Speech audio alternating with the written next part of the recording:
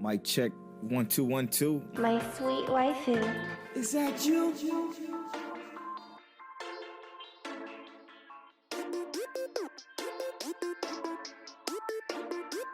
Mic check. Mic check. Waifu. Tell.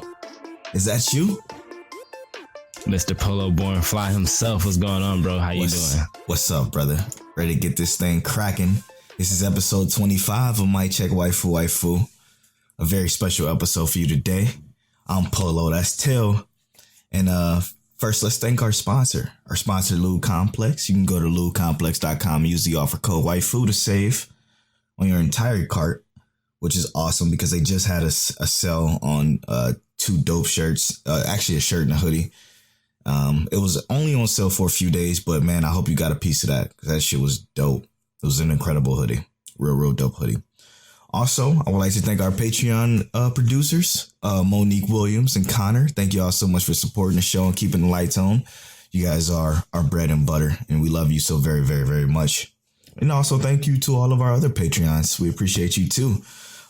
Pay close attention to Patreon coming up soon because we may add a new tier that includes getting some stickers that's drawn up by our very own host, Tail.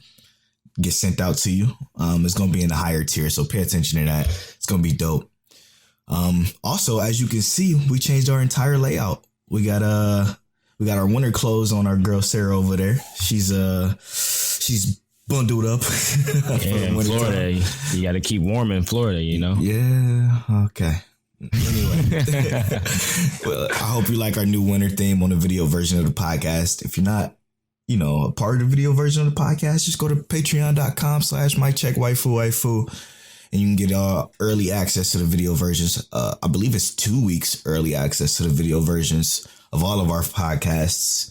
And one more thing too, we are going to bring back Mic Check Manga. We do see that show still get listens. So we're going to bring back Mic Check Manga. We got a lot of chapters of Yozakura Family to cover. We're going to bring that back next week. And also, don't forget, this is the first time we're mentioning it. Well, we do have a giveaway. We're doing a giveaway for a Amazon gift card. So if you're interested in that, stay tuned. We're going to tell you how to win that Amazon gift card a little later on in the show. So keep your ears peeled. Keep your ears peeled. Listen carefully. Listen closely to how you can get that gift card, and we'll share later. But today we got a loaded show, Tell. What we got for the listeners today? All right. You want to start off with something light? Let's start off with something light. All right. So the first topic, because we got a couple of pretty deep topics. We're going to start off with something light today. Yeah. Is our top 5 non-Japanese animated shows. Yeah. This topic idea came from Philip, right? Yeah. Yeah, it was something from Philip J. Woodward. Thank you so much for supporting the show, brother. You're awesome. He gave us this idea because Disney Plus came out, and he said, I wonder what's, Polo Born Fly and Tail's favorite non-Japanese non-Japanese cartoons.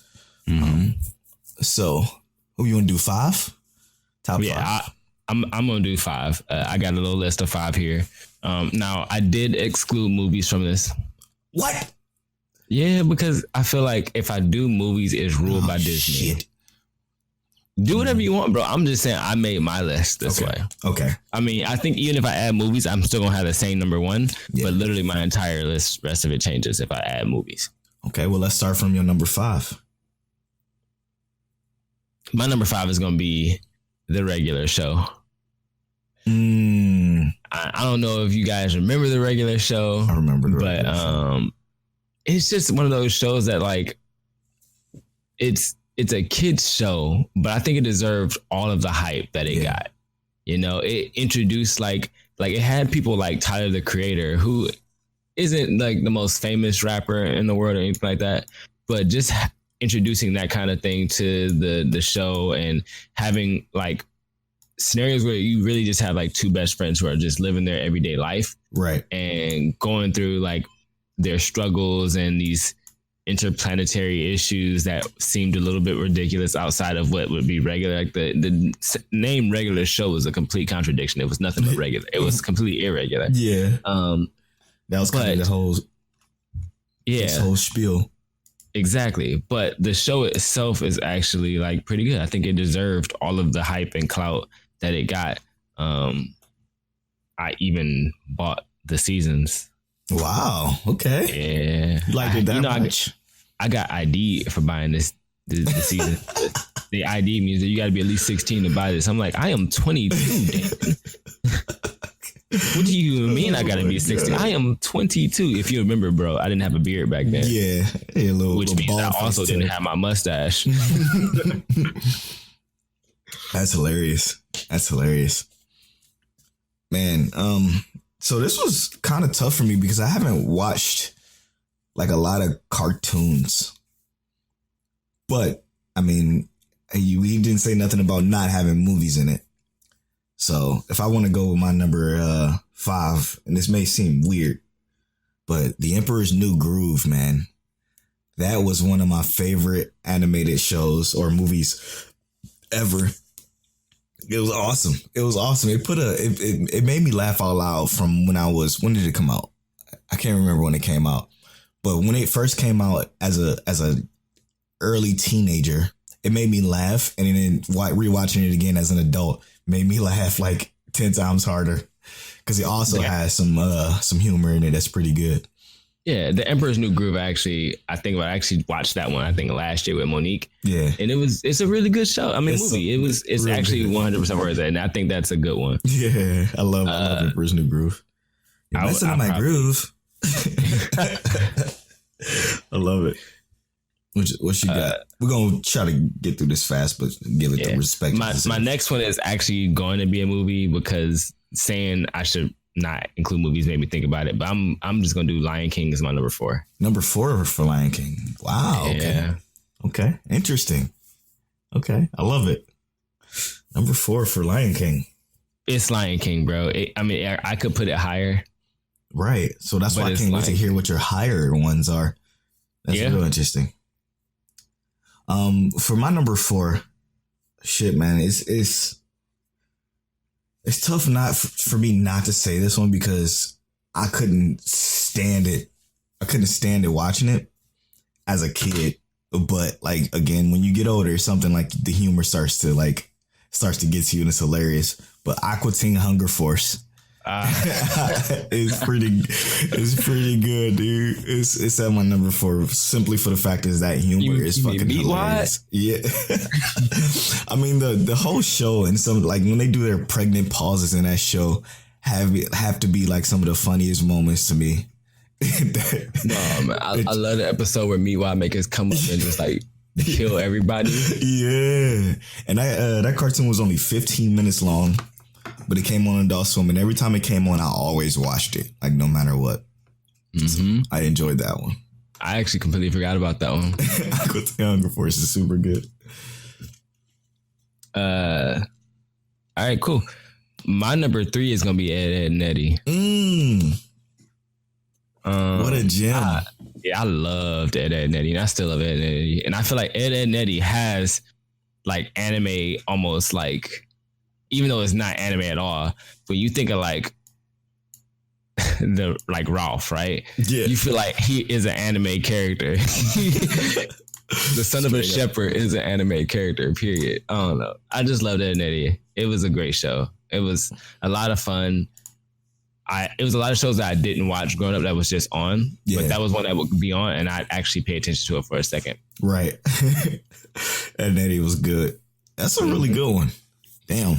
So it's my number 3. My number 3 will have to be, I mean, in honors of Disney Plus, obviously, and everybody called for it to come back on Twitter.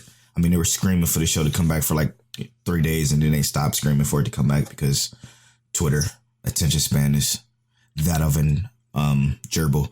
Humanity. Yeah, right. Gargoyles, bro. Gargoyles was so incredible back in the day. The voices as a kid scared the hell out of me though. Yeah, but I remember. Yeah, those voices, they were always so well dubbed. It was insane, even though it was an English show, but our American show, our cartoon. It was super like daunting, but I like it. I liked it. I like the art style too. The art style was crazy. It was clean. It had that anime like look, but it was a cartoon. Yeah, true. My number 2 is actually very close to being my number 1. Mm-hmm. And it's Futurama. Ooh, Futurama. And Monique knows I love Futurama on my heart. Every episode we watch, I say word for word every episode. I love Futurama. Yeah, it's a good one. That's a real good one.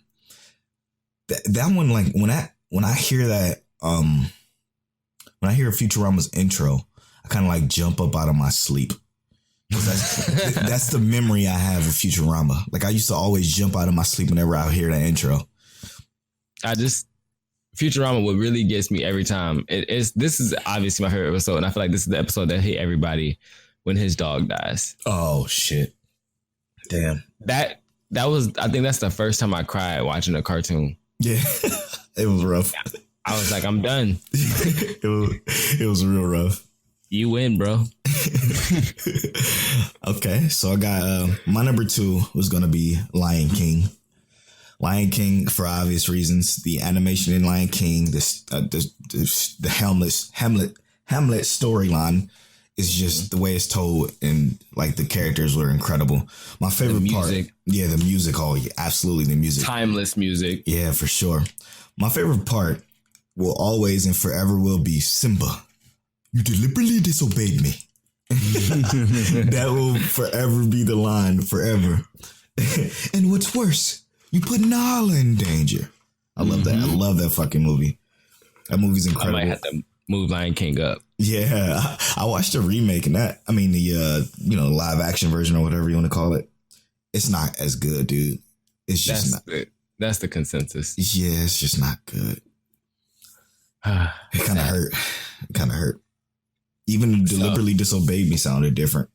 Did it? Yeah. I mean, they used the same guy though. But it was still James Earl Jones, but it just didn't hit like it hit in a cartoon version. I think a lot of that has to do with nostalgia though too. Mm-hmm. It's hard to, even if I think they took the same voice lines and did that over. I mean, they did. It's just the way they acted it. It's live. Yeah. It's live. It ain't real live. Right. Uh-oh. Number 1.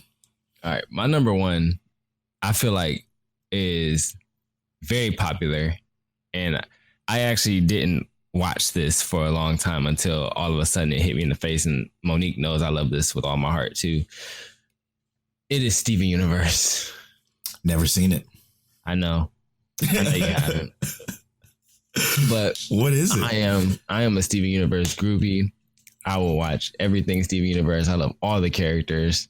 Steven Universe to me is a 10 out of 10 show. Yeah, I don't even know what that is. Holy shit.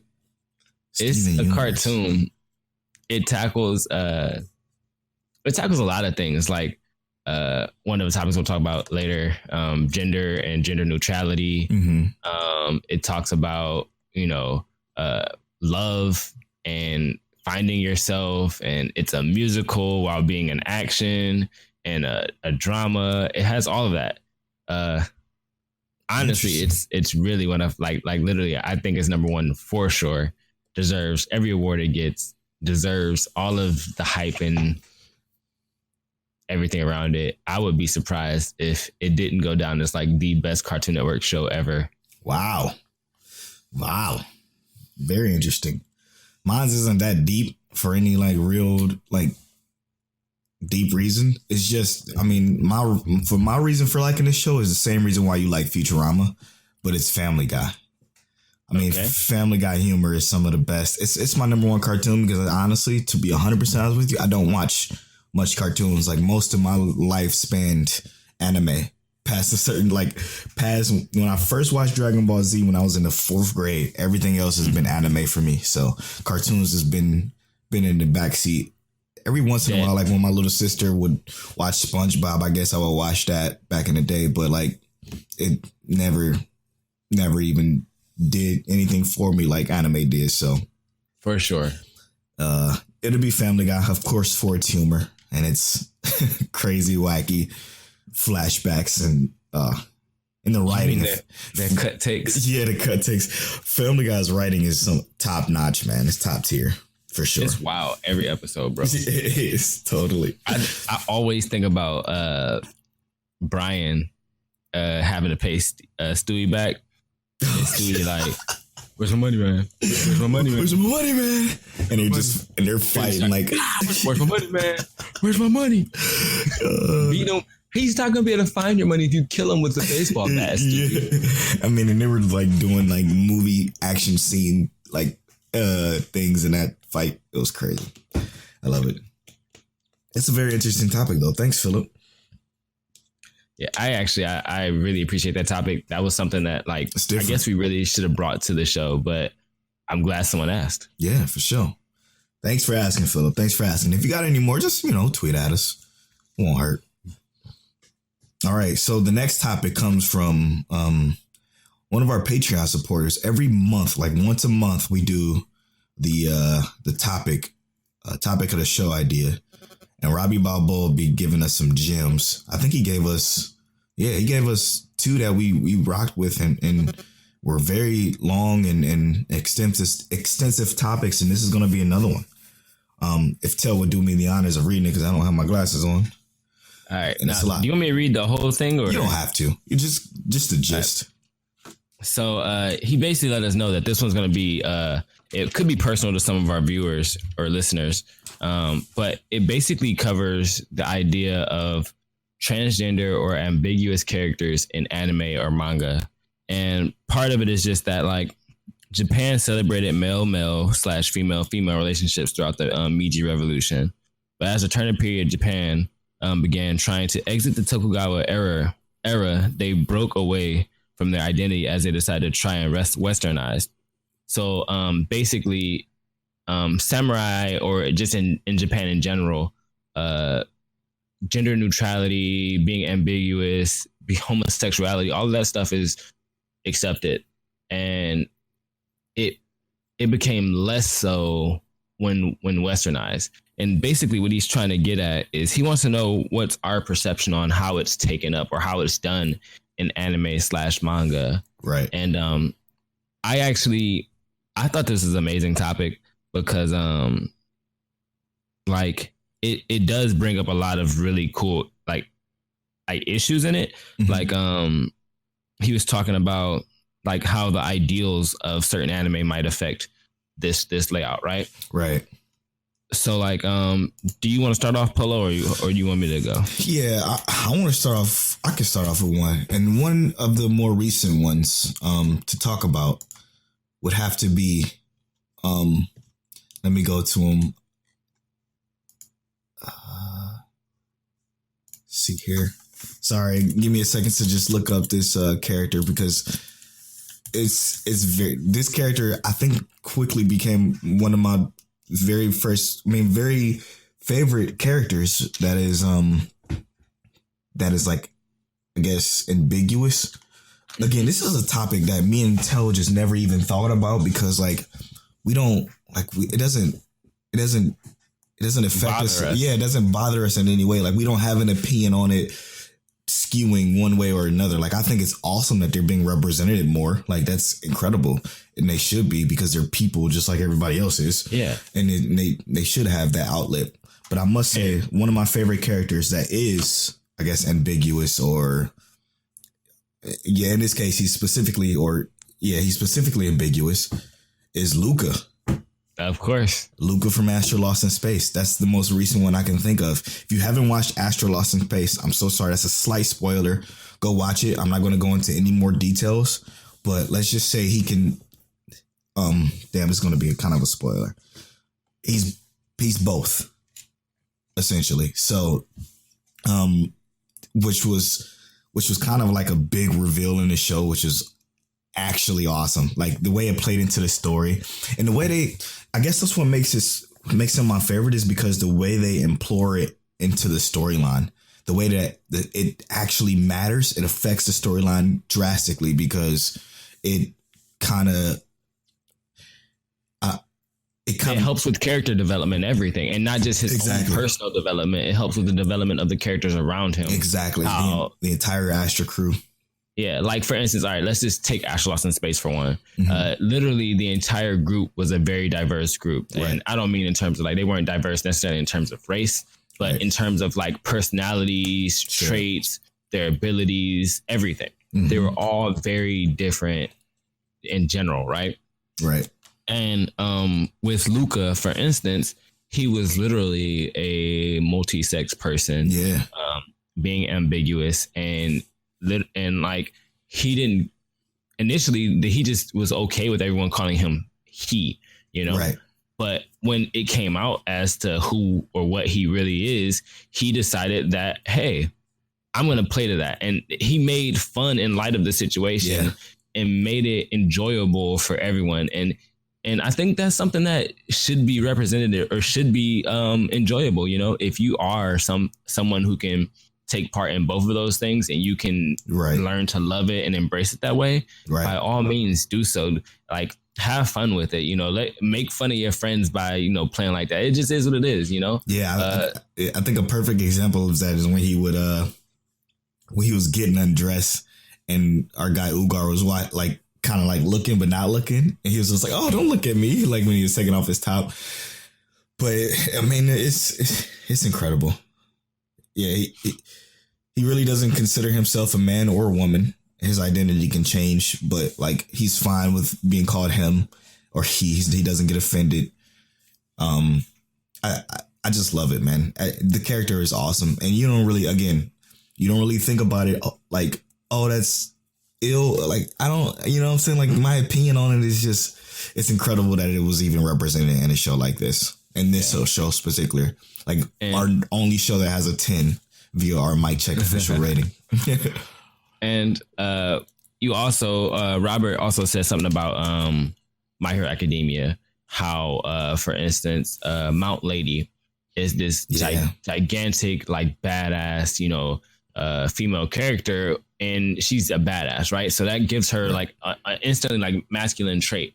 But it's almost like, why does that matter? Because she's super feminine. And then you have like other characters who like Bakugo, who supposedly drops big dick energy. You got Mineta, who's a pervert. And then you have our first death of the anime, Magni, who was a villain. Or Tiger. Yeah. Tiger too. Magni and Tiger, who Tiger was a male, but was in a female group and preferred female pronouns. Right. And people completely like, you wouldn't even have like, I didn't really even care. I knew he was a male, at least from his shape, but whatever he wanted to be called, that's just what he was. Yeah. But then you also have, like I said, Magni, who is actually a female, but has a male like shape. Yeah. And to me, like, I read the manga, and in the manga, that never even made an appearance. Like, I saw him die and all that kind of stuff. But what they really did that was really good in the anime is they actually displayed him having a conversation with a friend who was also just like him. Right. Which and awesome.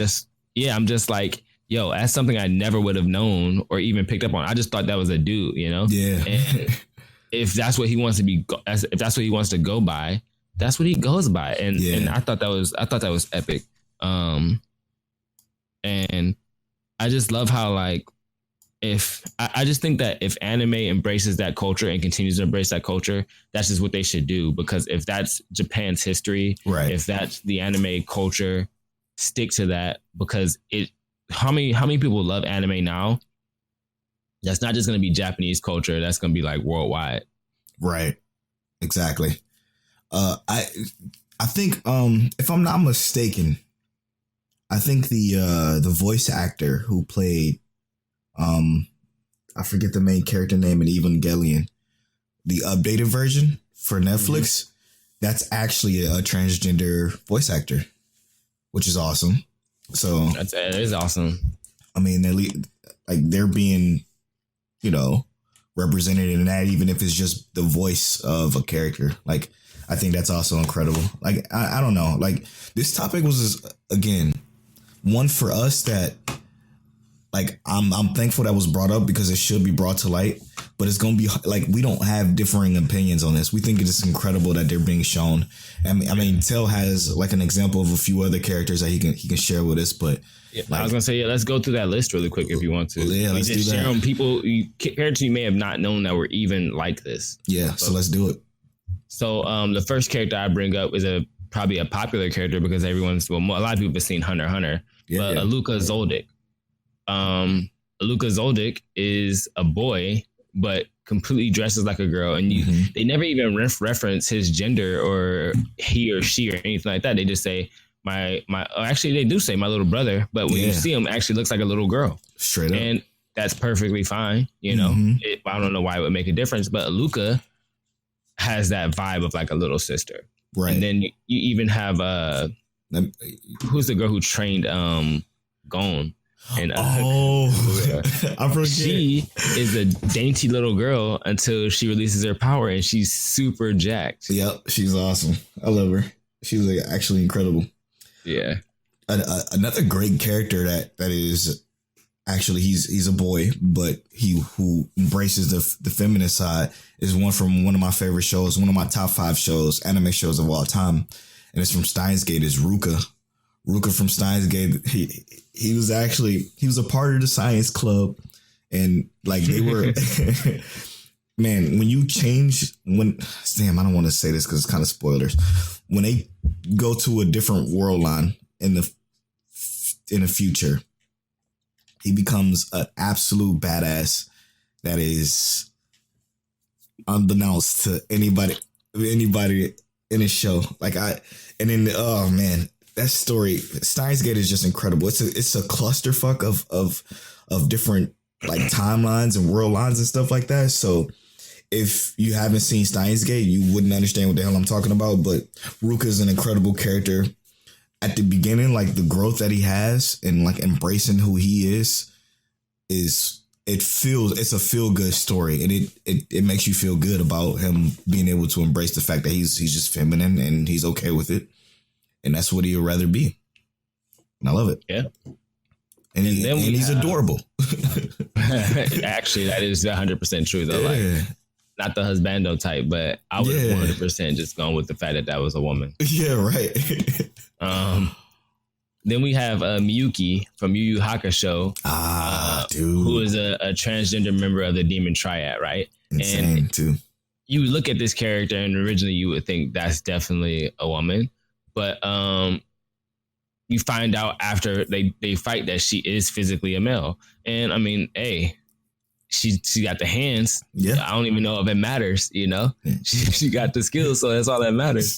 But that's what I'm saying is like, those things don't cross the same borders, you know, like you can still be super strong and have that kind of appearance. What about our boy from Demon Slayer? We don't technically even know what he actually is. What is his original form? What is the original him or her? Because right now in the show, he's technically a her. Who? The main villain. Oh, yeah. You know what? Right. You know what I'm saying? Yeah. So that's another good one. But that is true, because I actually didn't even think of that, because he can apparently change at will. And that's dope as well. Like he can just cross that border whenever he wants to. Which is incredible. Nice one, bro. I didn't even think about that one. Yes, I don't know what he is, and which is, I mean, and again, it draws you into the story even more, because again, what Demon Slayer did well is keeping us so far away from like the main villains for so long that we had questions. Yes, we have so many questions, way more questions than answers at the end of the season 1, which is very, very exciting. Robert even mentions Bleach. Mm-hmm. What's her name? Yumi Chika?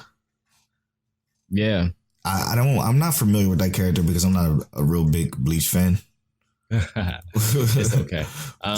You want to fill me in on that one? We both probably have to look this one up because I wasn't. I only watched the first. Yeah. So okay, I remember this guy. All right. He is a third seat officer. Okay. So he was one of the captains, or under, he was under Captain Kenpachi. So he was if he's under Captain Kenpachi, he's a goon. Yeah, straight up.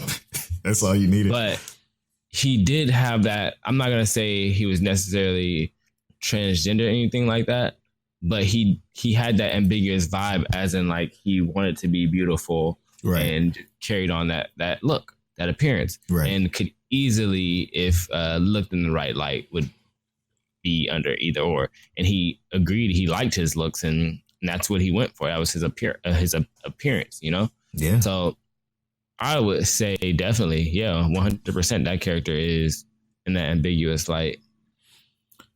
Man, it's so many. Again, this is something you don't think about until somebody brings it up, like Robbie Balboa here. Like, I mean, seriously. I mean, you can even talk about, let's say, I don't know, who else? I've never seen an episode of this show, but everybody in this show kind of reminds me of that type of character, and that's JoJo's Bizarre's Adventure, Desperate Housewives of Atlanta. Yeah. Whatever that show called. Yeah. They all kind of look eccentric, extremely. But then let's even go as far as talk about everyone's like favorite anime, right? Let's talk about Dragon Ball. Oh yeah. Can we agree? Can we agree that Frieza is the most ambiguous character? That whole race. Yes. Outside of Cooler and King Cool. We don't talk about GT. That whole race of people. Yeah. You don't know. Are so very ambiguous. That's crazy. You don't know. That's awesome. Yeah, and Frieza is like one of the top villains of all time. And then we even have our androids, right? The android twins. Yep.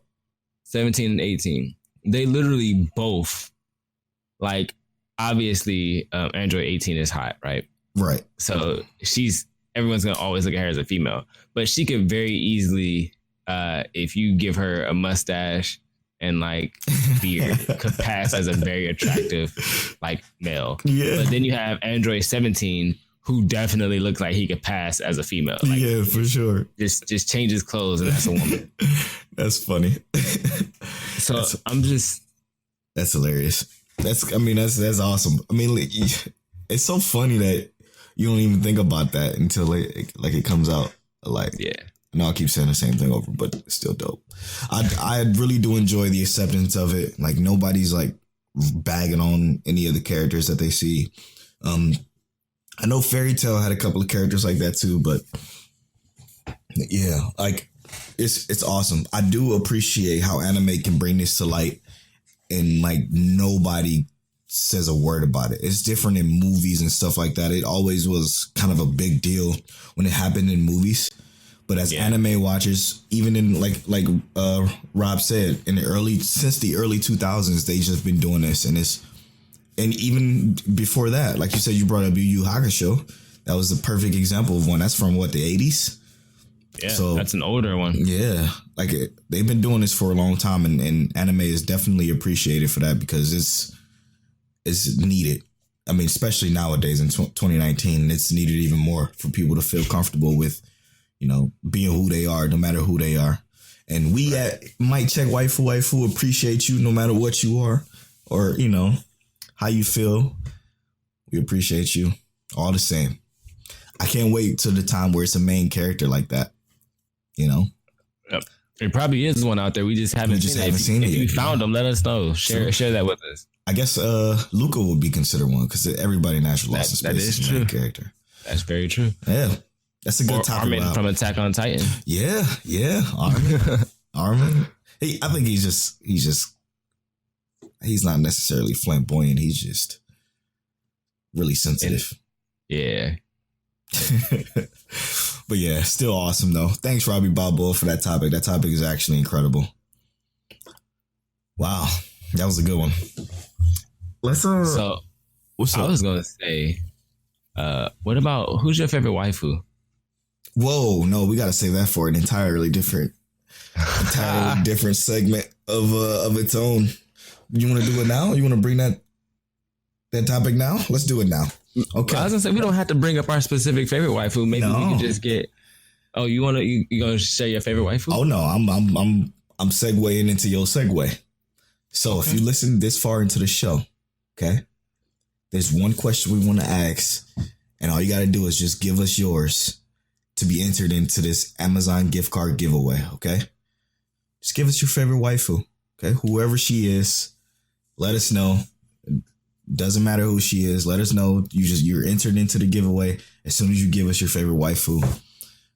Don't tell anybody else what you got to do to get the gift card. Just write in on our Twitter, at Mike Check Waifu, or email us at MikeCheckWaifu@gmail.com. Okay, so that's how you can enter this giveaway. Do we want to discuss our favorite waifus? We got to say that for another topic. That should be. Yeah, I agree. No, we got to say that for like a 1 year, like our anniversary, bro. That's true. Ooh. That's gonna be a big topic for us. It's the most important topic for us. Mm-hmm. Damn, that's gonna be so far away though. What kind of, should we drop a hint or something like that? One of mine's come from anime from this year. I was gonna say one of mine come from Astro Lost in Space. Oh, true. Damn. I'm just gonna drop that hint and I'm gonna walk away from it. Yep, I'm gonna walk away from what I gave. That's awesome. I was gonna say, is it Hashirabe? Is it? I mean, okay. Right. You know what I'm saying? I'm just asking. I just want to know. It could be Panzu. Pansies. Okay. I love That's it. definitely probably number one right there, huh? Yeah, that's new number one. I don't know, man. Miku, though. I don't know, man. I don't know. Ooh. That's a great topic. I can't wait to do that topic. That topic is going to be a lot of fun. Right. We should maybe think about doing that sooner, but we'll talk about that at another time. Anyway, you got anything else you want to talk about? Any other anime? I mean, I definitely have something I want to talk about. What you got? So, first and foremost, in this episode of One Piece, I'm just joking. Oh my God. I was about to stand up and walk out of my office and he's about to be doing a solo Mic Check Waifu. So here's the disappointment though, right? It actually was about One Piece. I really do have to say about One Piece. All right. I'm listening. Listen, I'm not going to get up and walk out. So, I've been reading the One Piece manga, and I that's where I've kind of been anyway. I've always been reading the manga and watching the show because the show there's too much trash. I'm not necessarily gonna say that, but there's a big moment that has happened in the show where our boy Kaido finally shows up, and for those of you who watch One Piece, you know that Kaido is one of the big bad greatest warriors in One Piece, right? He literally is only compared to Blackbeard, Big Mom, Shanks, and that's it. Like these one of those I remember. I remember Blackbeard. Yeah. Well, those four are considered the toughest of the tough, and Blackbeard probably being at the top of this ladder at this point. But Kaido shows up, and in the manga, I already know what happens with Luffy and Kaido. But I actually had to sit down and watch parts of this. Did Luffy die? This shit's hype, bro. Shit's fucking hype. It's not even like you get to see the actual fight yet, or how they fight. It's just fucking hype. I assume because the fight was good. It's hype because it's not necessarily because the fight is good, because I mean I read the manga, so we don't get to see the fight yet. The fight's gonna be next episode. Mm-hmm. But in the manga it's super hype because there's this build up to Kaido, but we had no idea who Kaido was. And then all of a sudden we see this giant blue dragon descend out of the clouds. Like Kaido's a fucking dragon. Oh, he's an actual dragon. He's a whole fucking dragon. Jesus. He's really a man who turns into a dragon. But the principle is that what man turns into a dragon that fills the fucking sky? I have no idea. Only in One Piece. Only in One Piece. But I'm hyped to actually see like the next episode. I already know how it's gonna end. I already know what's gonna happen. I know Luffy gonna catch this one punch and be done. But oh boy. But I'm actually super fucking hyped just to watch it, bro. Like, this is the most hype you'll see me for One Piece, and then it's gonna die down right after this episode. Oof. Too bad it's such a terrible. Listen, listeners. I don't know shit about One Piece. I literally just hate on One Piece just because it gets people mad. I'm at that point right now too with Black Clover, but I actually don't like it. Black Clover. I had to look, bro. I went to work, and we had these little anime circle talks, right? I walked up and this is dude Jordan I work with. He's one of the dudes who was like, "Hey, y'all should do the video so we can watch the video and all that kind of stuff." Yeah, thanks, Jordan. I walked up to Jordan and was like, "Yo, bro," and it's like 5 other dudes around, and I say, "You know, on anime Twitter right now, they saying Black Clover is better than My Hero Academia, and I need you to get your friends to back down because that shit's stupid." And he like, "What you mean?" And then everybody in the group like, "Hold up, what you mean? You think Black Clover better than My Hero?" He's like, "No, I don't think that anymore." And as soon as he said anymore, and everybody was like, "What? Are you serious?" They just started going in, and all I did was turn around and start laughing. I didn't even have to do nothing else. I just said like a sentence and a half. I didn't get to finish my sentence, and I walked away, and I felt like the bad guy but the good guy at the same time. It was beautiful. Black Clover is not better than My Hero. Not even fucking close, dude. It don't matter what year or what decade. It's so not even close. The only way it would be better is if Ufotable took over the animation and somebody else wrote the story. Yeah, you gotta have a whole Let me write writer. the story. Yeah, exactly, bro. I'm just talking shit. Don't let me write that story. No, you will do better. You will do better. You would do better. We went over this too much last episode, so I'm a back off this time. Again, anime Twitter is stupid. They love Black Clover like it's fucking nobody business. I don't understand why. Nor do I even care anymore. What I do want to talk about is why do people not like Fire Force as much as they don't like Fire Force? Like, people hate it. All over Twitter, all I'm seeing is, all it doing is this terrible fan service. When, again, I talked about a Black Anime podcast on Twitter about this. There's only literally one character that offers any fan service, and it's her trope. That's it. It's because she has bad luck. Yeah, it's exactly because of her power, because she's a cat. Like, she's technically a black cat, which essentially gives her bad luck, which then causes all these crazy mishaps to happen. So like it's a part of her character, and it's so the fan service is so well done in that show compared to other shows. And let's talk about that for a second. I was gonna think we talk about the fan service I enjoy, but go ahead. I love fan service. I don't care what kind it is. I don't care how ridiculous it gets. I enjoy every last bit of it, and I'm not a fucking ashamed to say it. Okay. Mm-hmm. Fucking Fire Force's fan service is nothing compared to the other shows that I've seen. Mm-hmm. It's incredible. Now, I just wanted to say my favorite fan service part was when our girl Maki popped off.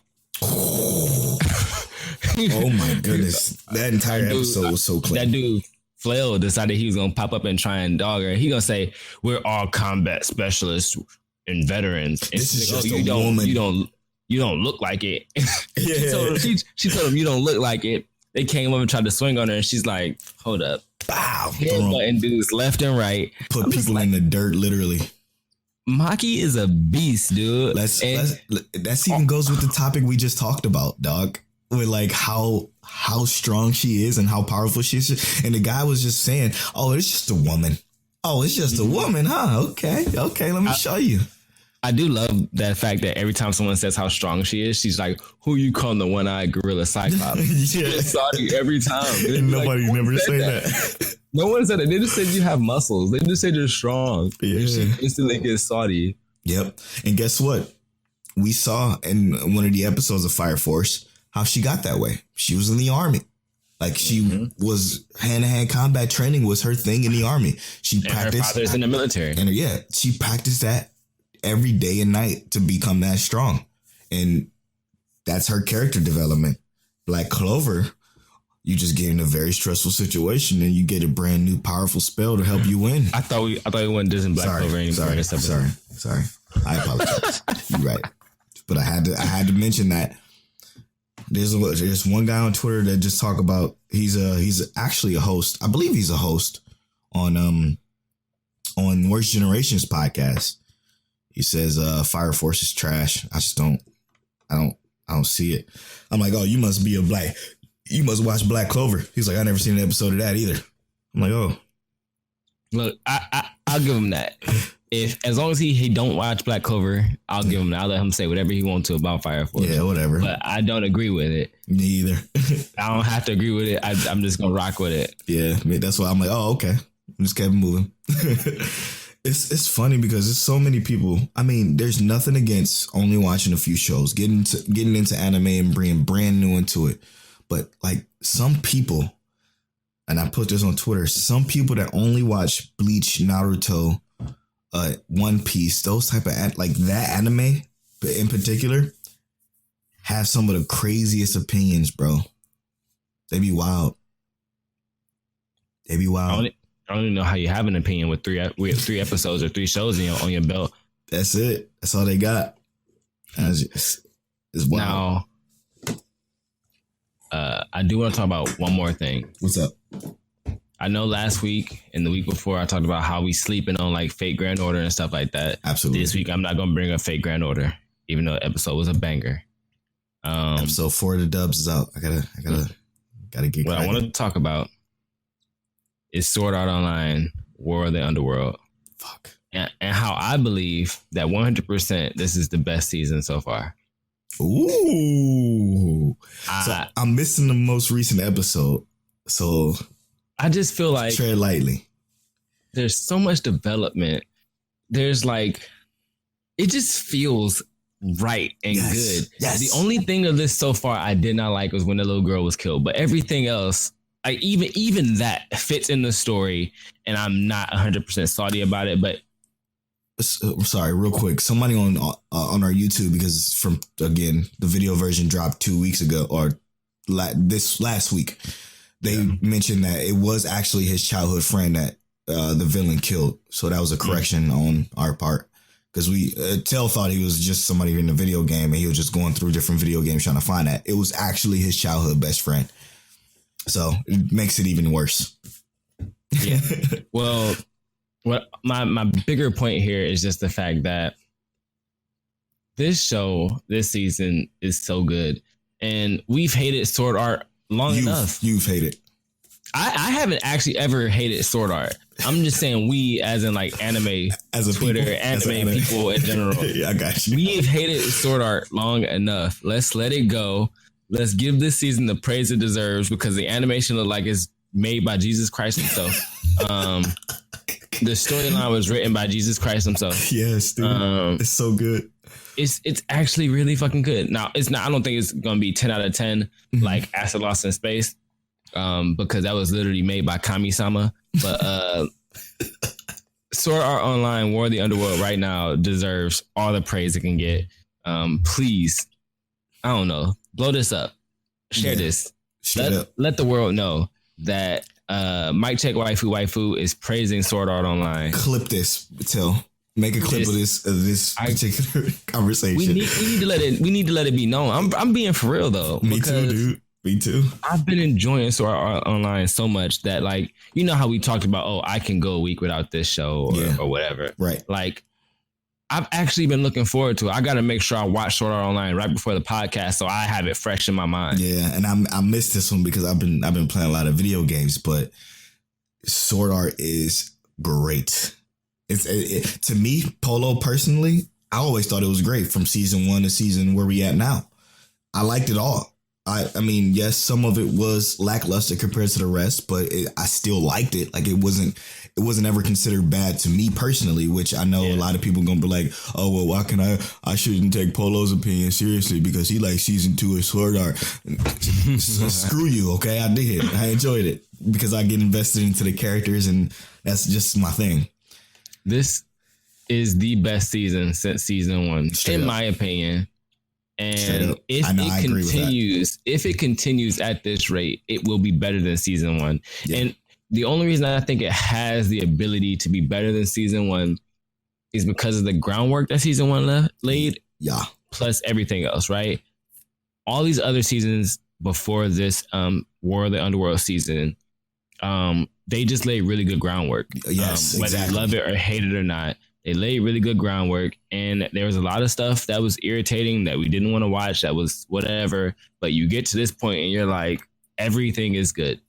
I enjoy stuff that takes the time to invest me into the world, to invest me into the characters. That's kind of like my specialty when it comes to watching anime. I love to be invested into the people that the characters are, like not just the action, not just the fights, not just the animation. It's the people that these characters are, like who they are gets me so enthralled into these shows. And that's why I enjoy all of Sword Art. And that's why, yes, this is the best since season 1. And I agree with that wholeheartedly. Like it's incredible. It's incredible. All right. Let's take a quick break. We got a banger coming up for you. Who was it by again, Till? Oh, that's Yugi Boy. Yugi Boy. It's your turn, Yugi Boy. We're going to play this Yugi Boy, Drip. It's an incredible song. It kind of fits the podcast so well. Shout out to Tel for mentioning this. It fits the podcast extremely well. So chill. When we come back from that, we're going to talk about the most recent episode of My Hero, which is what, episode 7, I think? Yeah. Okay, so if you haven't caught up on that, make sure you pause the show, watch that episode, and come back to listen to our discussion on it and what we thought. We'll be right back with this Drip.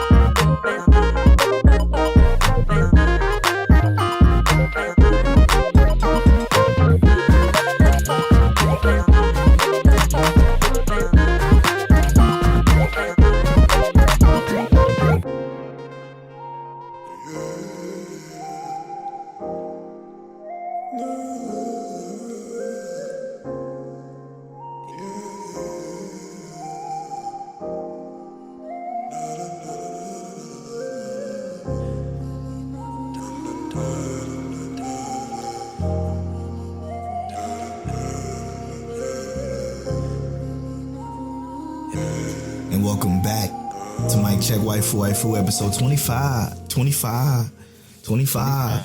What a great episode this is so far, man. This is fun. I had a lot of fun with this episode. Even though I feel like I repeated myself a lot, but oh well. Sorry. Appreciate you anyway. Listen, remember, send us, tweet us, your favorite waifus to enter that Amazon gift card giveaway. And don't forget, Mic Check Waifu has its own merch. Go to teespring.com/store/Mic Check Waifu. We just dropped that Tayo shirt which looks really, really good. I think I'm gonna get that in hoodie form though. Mm-hmm. That shit looks clean. I'm getting that in hoodie form, and I may even get it like on a poster or something and hang it up behind me. That'd be dope. Yeah, because I just love the art of it. So good job by the UTEL for designing it like that. I appreciate you. We're gonna be coming up with some new merch soon. Keep an eye on that shop, and when you do get something, tweet us, let us know, so we can shout you out properly on the show. But this is the part of the show where we talk about our, okay, what should we, like, what is this segment? Seasonal. Our most popular, most anticipated anime of the season. Yeah, of the season. So My Hero is obviously it. Last season was Demon Slayer. So consider this season 2 of our most anticipated season discussion. Something. We'll come up with something later. If you got an idea, right into the show, let us know. But yeah, so this most recent episode, what you think? First of all, bro, this is like everything I've wanted. This is everything I've been waiting for. It's getting there. Man. And I feel like it's such a it's a slow burn, but it's a good slow burn right here. Like Fire and Force. It's like they gave us enough. Yeah. At the end to be like, but worth. Like they didn't do it too much, because if they would have gave us everything, we'd have gone into the next episode like, okay, the next episode isn't as hype because we've already started the main thing, right? Right. They basically start the episode with like the anticipation of going into this big moment. And I already knew it was going to kind of happen like this. I just haven't seen it played out, but it was just like, thank you. I got to finally see them all come together and the stress like kind of mount and build up. Right. And so in the manga, you don't see Night Eye in motion like this. You don't get to see him amongst the crowd, moving and kind of navigating through. And this is like some of these characters' first time to shine. 100%. Rocklock is about to go hard on us. Oof. I don't even know what he do yet. What's great about this show is its way of building anticipation gave me flared up my anxiety. It gave me anxiety, which is good for a show to be able to do that to you again, because of your investment into the characters, man. Like I felt Deku when he was in class, when he was trying to focus on class. I felt Deku's pain when everybody else was searching for Ari, or is that her name? Mm-hmm. Yeah, Ari. Sorry. I'm like, man, this is too intense. I hope they find this little girl. And the way they found her was pretty incredible. Night Eye's a beast. Night Eye had to do the telling himself this episode. He did it. And he used his foresight on the guy closest to the hideout because he was asking for a doll for her, which was dope. I love the way that played out. That entire scene, the way that played out had me like, oh shit, he's using foresight. Oh shit. You know what I'm saying? Yeah, you kind of have to, right? Because no way you found it. So obviously how the episode starts is that they are scoping out where the villains are keeping Eri, right? They have no idea where they actually are keeping Eri, but they're scoping it out. And over time, what was it, 2 days, they finally kind of nail it down. Right. Thanks to Night Eye just keeping an eye out. He sees a guy and he touches him and uses his foresight, finds out exactly where Eri is. And it's just nice that we actually got to see the heroes in action, moving around towns, different parts of the regions to find them. And then they get the police force to mobilize, all the heroes to mobilize super fast. I love that. And they meet up at the front doors. And it was they kind of gave us our first taste of this is how it would be if heroes were real life, because they had the police up there first and the police got the search warrant. We have your warrant. And before they even get to say, we have your warrant, boom, busting through the door. You have this big muscular monster, dude. Yeah. But this is the first time I got to see that, what's her name, lady, right? Who, the dragon lady? Yeah. So this isn't the first time you've seen her, but this is the first time she's actually used her quirk fully. Yeah. Because normally she only half uses it, and it's like only her hand or something like that. Right. Okay, that's what I remember. This time she went all out, and that was dope. It was so dope. She turned into a full dragon. It's also kind of cringy though. Like only cringy so? because I'm only gonna say because they gave her regular human skin tone, but her hands were like her hands had like the blue scales, so it makes me think she turns more. Yeah, she turns into the blue eyes white dragon. There you go, blue scales white dragon. Blue scales white, or no, what's that? Baby dragon? No, Toon baby dragon, the blue one. Yeah.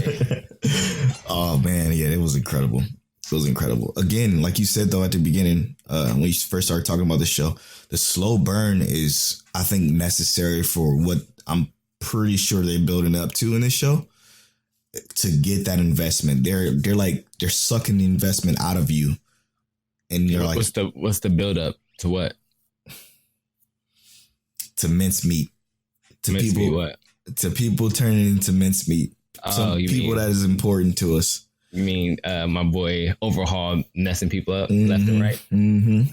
I love this dude, man. Overhaul is insane. I feel like so far of all the characters, even if you had like no true like, I feel like he's better displayed so far in the 4th season than like our main villain, right? True. Like he has more detail to his character, more backstory so far in this part than our main League of Villains. Decay. So I think Decay was more fleshed out because of he trained with All for One and all that shit. Or All for One. But like that was pretty much all we got of him. Like he was just kind of a spoiled brat, essentially. I don't know. Yeah, as of right now, that's all we would know about him or even care to know. That's why I'm saying like Shigaraki. The only thing we know about Shigaraki really is the fact that he was trained by All for One and that he wants to be the number one villain, right? Just like how Deku wants to be number one hero, you know? But it's like Shigaraki, he doesn't make you feel for him like Chizuki. And we get to see before they even burst in or even start doing their thing, Chizuki goes up to the old man that's been raising him his whole life and says it's about to get loud because he know it's about to go down. And it's just like both Lemillion. It ends with both Lemillion and fucking Deku running in full steam ahead, and that stresses me out. Like I know obviously they're not gonna die, but like it's still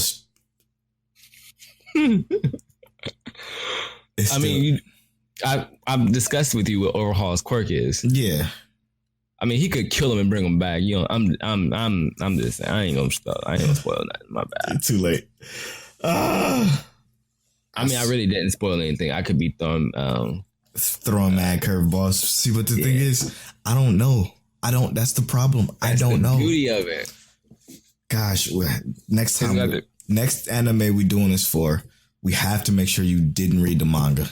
You're right. So we can both go into it. It's so completely good. Blank. It is so good though, dude. My Hero is so good. What do you think about the season so far on episode like 7? As an overall season, what do you think? I think every other season was faster. Way faster. And I'm not even gonna say fast. Like season 1 didn't feel like it was.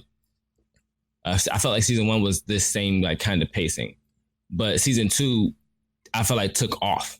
Yeah. Like immediately it was like, boom, we in your face. Yeah. But this season, I would say I already know based off feel alone is my favorite. I still think that Deku versus Todoroki was the best fight. 100%. But I am going to change that very soon. Okay. I can't wait to see what's coming up next. The show is incredible. I mean, it's incredible. For those of you who's saying that Black Clover is better, I hate you. It's okay. It's not 10 times better than Black Clover. All right, but yeah, bro. I don't know, man. What was your perception of the entire episode? The entire episode, my perception was it was perfectly paced. If they didn't show us what they showed us at the last like 5 minutes of them like actually breaking down the doors of their hideout or whatever, then it wouldn't be nearly as good as it actually ended up being. Like without that, this episode sucked because it's nothing. It literally is no progression whatsoever. It's just them bouncing around through different hideouts. You didn't like, so I know in the previous episode we got a lot of feeling from like Lemillion and Deku, but you didn't feel any of that this time with Deku, huh?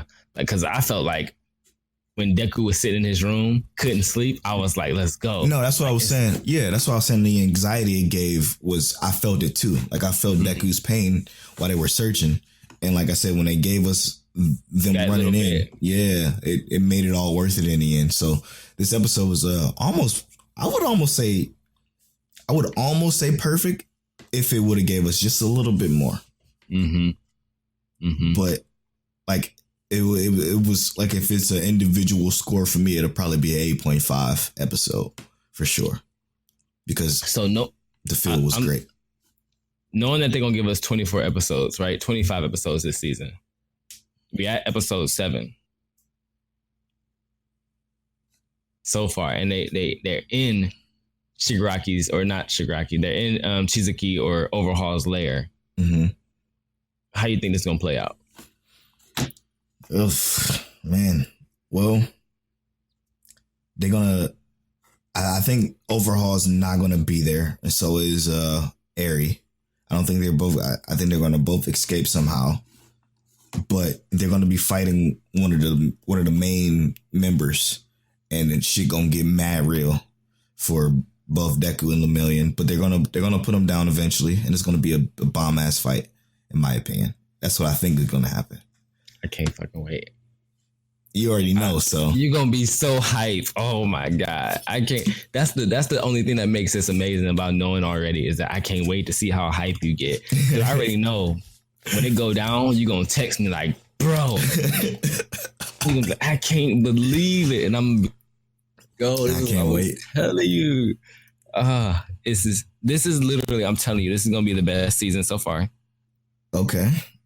I keep saying it, but I'm telling you, I'm willing to bet money. I'm willing to bet money. No, I believe you. Damn. Well, got me excited. I'm mad excited for just next week in general, for sure.